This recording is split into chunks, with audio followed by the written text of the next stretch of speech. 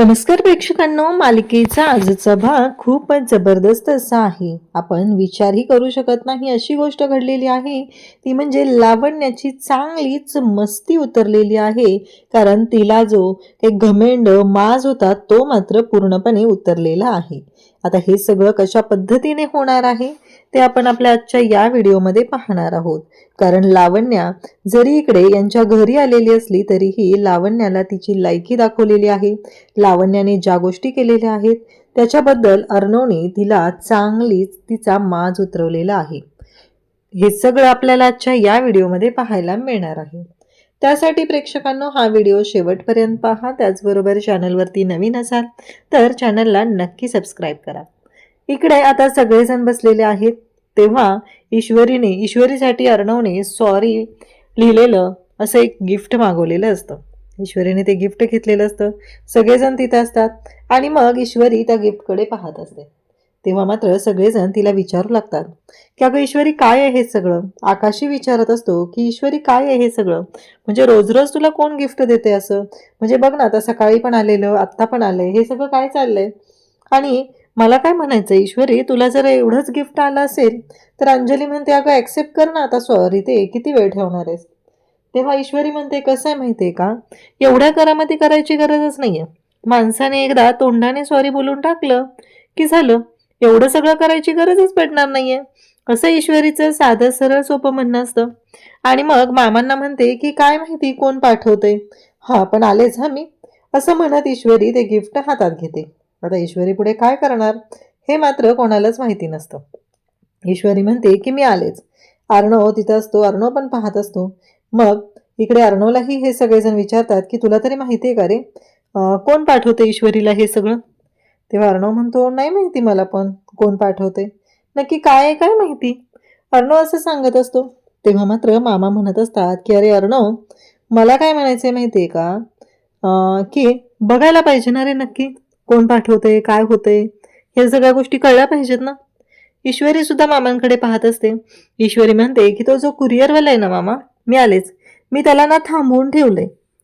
मग त्याला ते ना मी सांगितलंय की त्याने जे ते गिफ्ट आणलेलं होतं ना ते ज्याने पाठवलंय ना तिकडे ते रिटर्न करून टाक, मला नकोय, असं बोलणं सुरू असतं. तेव्हा मात्र अर्णव म्हणत असतो की एवढं पाठवलंय ना मग स्वीकारायचं, एवढं काय त्याच्यामध्ये, असं इकडे अर्णव सांगत असतो.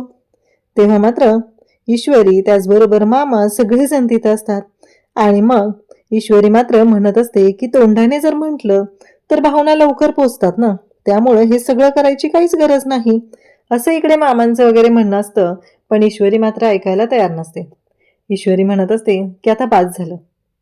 कसं आहे माहितीये का, जो कोण पाठवत असेल त्याला माहिती आहे ना, आणि आता त्याला रिटर्न मिळाल्यावर कळेल की त्याला गिफ्ट रिटर्न मिळालंय ते, मग समजून जाईल ती व्यक्ती काय करायचं आहे ते पुढं, असं ईश्वरीने सांगितलेलं असतं. अर्णव मात्र तिच्याकडे पाहत असतो. त्याच वेळी इकडे अर्णवच्या या वागण्यामुळे ईश्वरीला खरं तर भारी वाटत असतं. ईश्वरी जाते ते गिफ्ट रिटर्न करते आणि त्यानंतर पुन्हा ईश्वरी येते आणि गालातल्या गालात हसत असते. त्या दादांना सुद्धा ती म्हणते की हे घ्या, हे ज्यांनी पाठवले ना त्यांना रिटर्न करून टाका. त्यानंतर ईश्वरी आता आत येते, सगळेजण तिथं असतात. ईश्वरीला खरं तर खूप भारी वाटत असतं. ईश्वरी आज जे काय करत आहे ना ते खरंच खूप मोठं असतं. पण अर्णव ज्या पद्धतीने वागलेला आहे, पण अर्णवचा यात काहीच दोष नव्हता. बिचारे अर्णवची काय चूक होती, त्याने काय चुकीचं केलं होतं, पण ईश्वरीला माहीतच नसतं. ईश्वरी फक्त हट्टाला पेटलेली असते. ईश्वरी म्हणत असते की मला ना फक्त एकच गोष्ट म्हणायची. मग अर्णव आता रूममध्ये आलेला असतो आणि अर्णव प्रॅक्टिस करत असतो. कारण ईश्वरीलाही माहिती आहे की अर्णवला तोंडाने पटकन सॉरी म्हणायला येणार नाही. म्हणूनच अर्णव आता स्वतः रूममध्ये येऊन प्रॅक्टिस करू लागतो की काय करायचं, कसं बोलायचं, या सगळ्या गोष्टींची. आणि आता मात्र इकडे ईश्वरी त्याचबरोबर अर्णव दोघंही असतात. सॉरी कसं म्हणायचं हे चाललेलं असतं. ईश्वरी येते, तो पडदा बांधते आणि तिचं सुरू होतं. तरी पण अर्णव काही तिला सॉरी म्हणत नाही. अर्णव म्हणतो की जमेल मला, मी करेल, काही हरकत नाहीये, जमणार आहे मला, असं अर्णव स्वतःलाच आता कॉन्फिडन्स देऊ लागतो. आणि त्याचबरोबर अर्णव आता ईश्वरीच्या मागे जातो आणि म्हणतो मी सिंदूर, ईश्वरी काहीच बोलत नाहीये, तिचं तिचं चालू आहे. तिला जे काम करायचंय ना ते चालू आहे. मध्ये पडदा लावायचंय, झोपायचंय, बाकीची तयारी आहे, उद्या सकाळी लवकर उठायचंय, घरातली कामं, हे सगळं तिचं चालू असतं. त्यामुळं ईश्वरी आता तिने दोरी बांधलेली आहे आणि त्याच्यावरती ओढण्या टाकत असते. तेव्हा अर्णव तिथे येतो आणि म्हणतो की miss Indore, I am sorry. आता जेव्हा अर्णव हे सगळं बोलतो तेव्हा ईश्वरी म्हणते, एवढं सोपं होतं आणि त्याच्यासाठी एवढा सगळा गोंधळ घालून ठेवलाय. गरज होती का एवढं सगळं करण्याची? कळतंय का मी काय म्हणते? एवढं सोपं होतं. तेव्हा अर्णव म्हणतो, काय? आणि खरंच जमलं मला, असं अर्णवचं चालू आहे. इकडे ईश्वरी अर्णव सोबत बोलत आहे, अर्णवला सांगत आहे, तिच्या मनात जे काही चालू आहे त्याबद्दल ती सांगत आहे. पण मध्येच ईश्वरी पुन्हा बोलायला सुरुवात करते, पण मला एक कळत नाहीये सर, काल एवढं काय झालं होतं? म्हणजे ती लावण्या, मला कळत नाहीये, मला सांगा बरं एकदा काय झालं होतं, असं म्हणत ईश्वरी विचारू लागते. तेव्हा अर्णव सगळ्या गोष्टी आता रिकॉल करतो आणि सांगायला सुरुवात करतो. अर्णव म्हणतो की काल काय झालेलं माहिती आहे का, काल ना तू गेलीस, त्यानंतर लावण्य आली.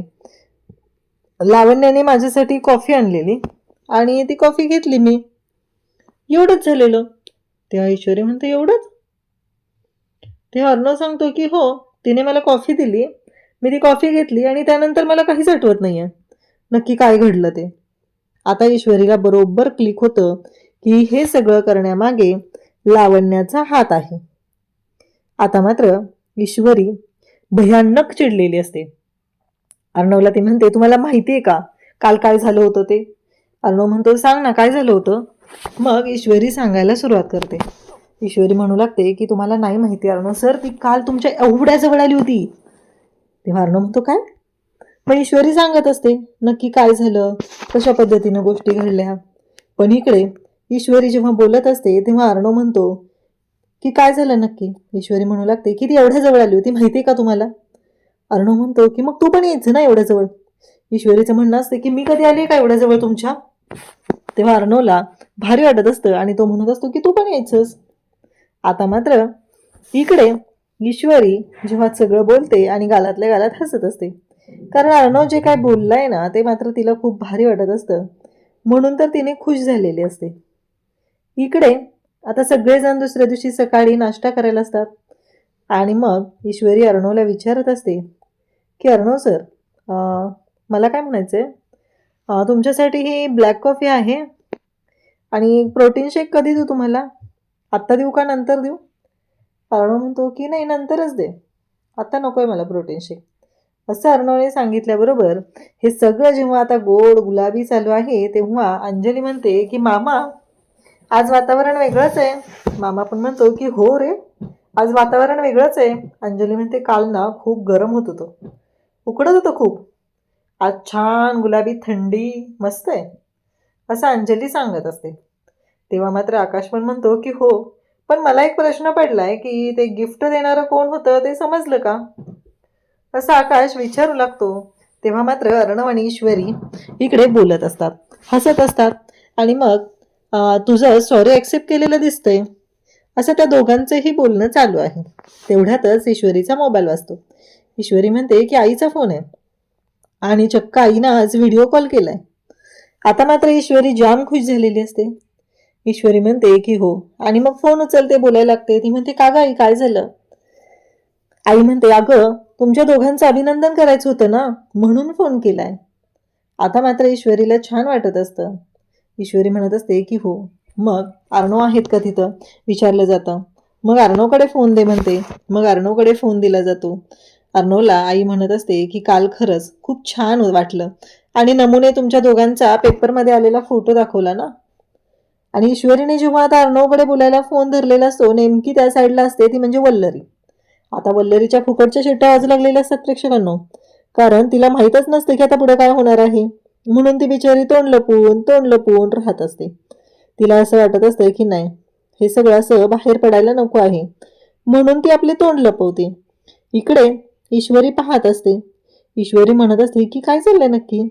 मग आई म्हणते की अगं पुन्हा धर ग अर्णवकडे फोन, मला बोलायचंय ना, मगाशी दिसतच नव्हतं नीट. आता तर वल्लरीने खाली काहीतरी पडलंय असं नाटक केलेलं असतं आणि ते उचलण्यासाठी ती खाली वागते. तेव्हा मात्र आता ईश्वरी त्याचबरोबर मामांना मात्र जाम संशय आलेला असतो. म्हणजे वल्लरीचं नक्की काय चाललंय, हे सगळं काय आहे? कारण याच्या आधीही लग्नातही ती थांबली नाही. जेव्हा जेव्हा ईश्वरीची आई येते तेव्हा तेव्हा ती अजिबात बोलायला थांबत नाहीये. नक्की काय आहे हा प्रश्न मामाला पडलेला असतो.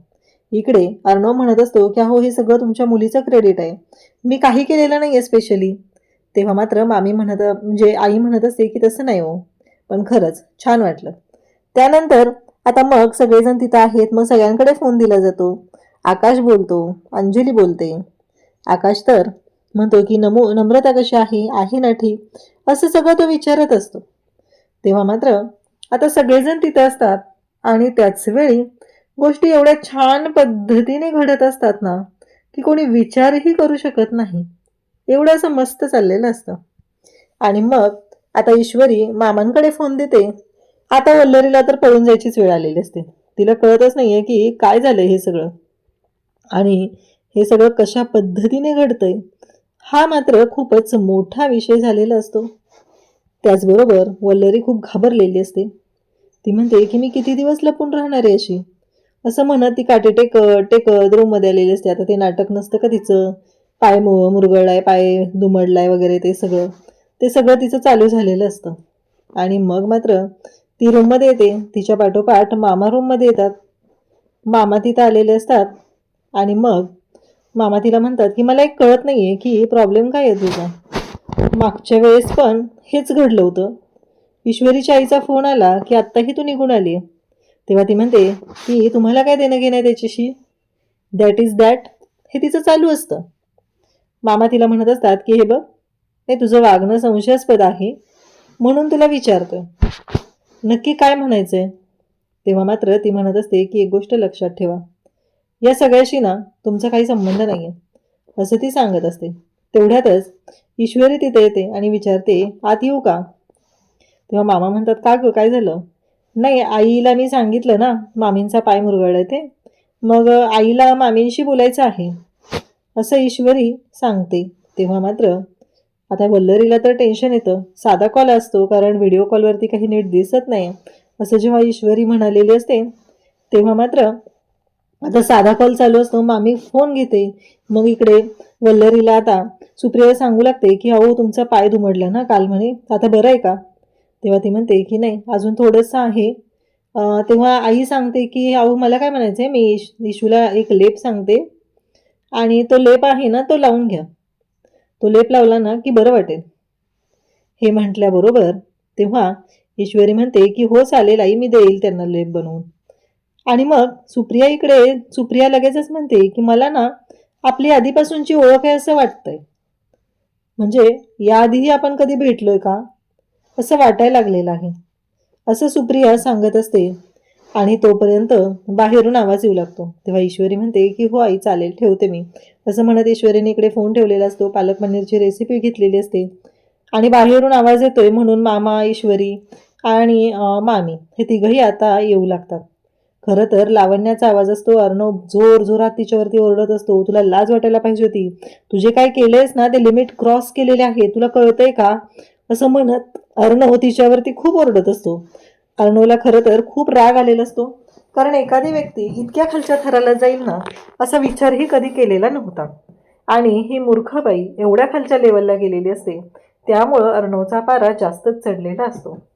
तेव्हा मामा त्याचबरोबर आकाश म्हणतात की अरे काय झालंय, तुम्ही दोघंही एवढे का बोलताय तिला, कारण यांना कोणालाच माहित नाही ना काय झालंय. मग अर्णव सांगायला सुरुवात करतो. अर्णव म्हणत असतो की काल हिने माझ्या कॉफीमध्ये नशेचं औषध टाकलं आणि ती कॉफी मला प्यायला दिली आणि माझ्याशी जवळीक साधण्याचा प्रयत्न केला. नशीब मी सिंदर वेळेवर आली म्हणून हे सगळं थांबलेलं आहे. आणि मग ईश्वरी पण म्हणत असते की काल झाला तेवढा अपमान पुरेसा नव्हता का, म्हणजे आज तुम्ही पुन्हा इथं आलेला आहात, असं ईश्वरी विचारत असते. तेव्हा मात्र लावण्या हात जोडत असते आणि म्हणत असते की मला माफ कर यार, मला माफ कर, तुला माहिती आहे ना. तेव्हा ईश्वरी म्हणते कुठल्या तोंडाने तुम्ही माफी मागताय, नक्की म्हणायचंय काय तुम्हाला. तेव्हा मात्र ती म्हणत असते की प्लीज मला माफ कर यार, मला माफ कर, असं म्हणत ती पायाशी आलेली असते. अर्णव म्हणतो की या कोणत्याच गोष्टींचा काहीच परिणाम होणार नाहीये, चल निघ तू. आणि हिंमत कशी झाली तुझी पुन्हा इथं यायची, कारण एवढं सगळं कारण केल्यानंतरही जर तुला इथं येऊन माझ्याशी बोलावं वाटत असेल तर खरंच मानलं तुला, असं म्हणत अर्णव भयानक असा चिडलेला असतो.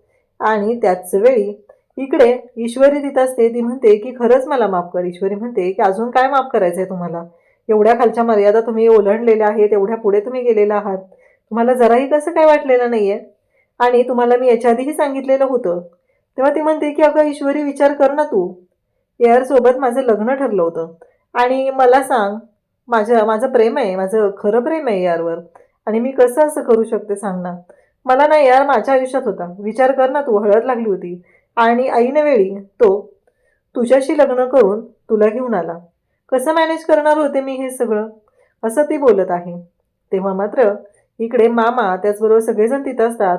अंजली असते. ती म्हणत असते की ताई प्लीज तुम्ही तरी मला समजून घ्या ना. अंजली म्हणत असते की बस झालं, आतापर्यंत खूप वेळा समजून घेतलेलं आहे. अर्णव पण म्हणत असतो की आत्ताच्या आत्ता निघून जा, चालती हो इथून तू. तेव्हा ती म्हणते हो जाणार आहेच मी, कायमची जाणार आहे या जगातून, नाही राहणार मी. असं म्हणत आता कांगावा करायचा आहे म्हणल्यावर काय कमी पडायला नको ना. हे सगळं तिचं चाललेलं असतं आणि ती सगळ्यांच्या समोर नाटकं करत असते. ती म्हणत असते की हो जाणारच आहे मी कायमची या जगातून, नाही राहणार आहे मी इथं. असं म्हणत पुन्हा आता तिची नाटकं सुरू होतात. सगळेजण जे असतात ते पाहत असतात आणि तिथेच राकेश असतो. म्हणजे सकाळी ब्रेकफास्ट टेबलवरती जो राकेश नव्हता तो कुठं गेलेला होता? तर तो लावण्याकडे गेलेला होता. लावण्याला त्यानेच तर प्लॅन दिलता ना.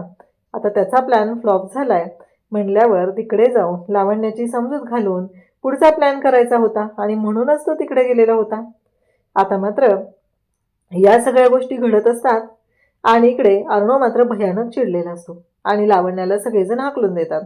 उद्याच्या भागात आपल्याला पाहायला मिळतं की ईश्वरी म्हणत असते की दिल आणि दिमाग वेगळं असतं आणि ते वेगळ्या ठिकाणी ठेवलं पाहिजे. खरं तर प्रेम ही खूप छान संकल्पना आहे. तेव्हा अर्णव म्हणतो की मी सिंदूर, प्रेमात पडलीस का कधी कोणाच्या? एवढं बोलतेस तू? तेव्हा ईश्वरी म्हणते की हां नाही, आणि ती शांतच होते. तेव्हा अर्णव म्हणू लागतो की अगं प्रेमात पडून बघ, छान वाटेल, असं अर्णव तिला सांगत आहे. तेव्हा मात्र ईश्वरी अर्णवशी बोलते, अर्णवला समजवत असते. त्याचवेळी अर्णव आणि ईश्वरी दोघंही तिथं असतात. त्याच नंतर आपल्याला पाहायला मिळतं की राकेश आणि त्याचबरोबर लावण्या या दोघांचा प्लॅन सुरू होतो. त्यांनी दोघांनी खूप घाणेरडा असा प्लॅन केलेला आहे. कारण अर्णव आता ईश्वरीला ट्रीट देण्यासाठी घेऊन जाणार आहे. तर अर्णव आणि ईश्वरी यांची जी ट्रीट आहे ती फ्लॉप कशी करायची याच्यासाठी यांचा प्लॅन सुरू झालेला आहे. तेव्हा नम्रताचा फोन आलेला असतो आणि नम्रता म्हणत असते की काय झालं इशू? तेव्हा इशू म्हणत असते की आज ना मला अर्णव सर ट्रीट देण्यासाठी घेऊन जाणार आहेत. तेव्हा नमूचं म्हणणं असतं की हो बरोबर आहे, पण मला काय वाटतंय माहिती आहे का, की त्यांनी तुला विचारलं पाहिजे ना तुला कुठं ट्रीट पाहिजे. त्यांनी काय ठरवायचं की तुला कुठं ट्रीट द्यायची ते? तुझ्या मनाने प्रमाणे झालं पाहिजे ना. तेव्हा ईश्वरीला राग येतो आणि ईश्वरी म्हणते वासा, त्यांच्याबद्दल काही बोलायचं नाही आहे. ईश्वरी आता अर्णवच्या किती प्रेमात पडली हे आपल्याला पाहायला मिळतं. अशाच अपडेटसाठी चॅनलशी कनेक्ट राहा. थँक्यू.